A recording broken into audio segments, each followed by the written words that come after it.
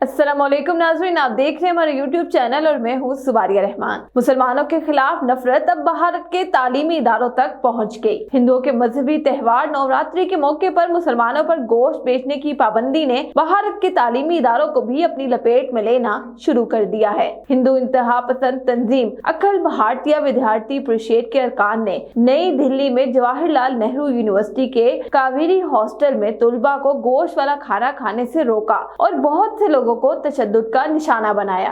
Programme था तो नक्सलियों ने आके पूरा इंटरप्ट किया, नॉनवेज के नाम पे, सबके नाम पे सारे हथकंडे अपनाए।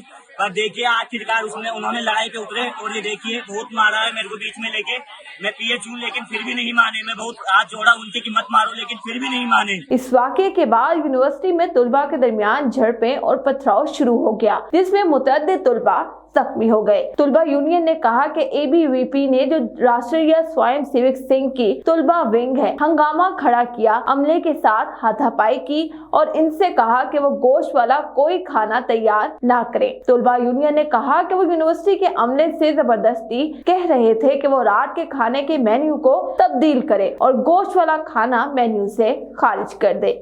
मैं अपनी फ्रेंड्स के साथ कावेरी हॉस्टल में पूजा थी रामनवमी में, तो हम लोग उसमें गए थे, सिर्फ पूजा करने के लिए गए थे। मैं आज फास्ट रखी हुई थी, मैंने आज सुबह से कुछ खाया भी नहीं था और कुछ वामपंथी आए और हम लोगों में हमला करने लग गए वो लोग, और मेरे हाथ में उन लोगों ने कांच से हमला किया और मेरे हाथ में इतनी जोर से चोट आई, मुझे तो पता भी नहीं चला कि किस वजह से ये लोगों ने हमला किया।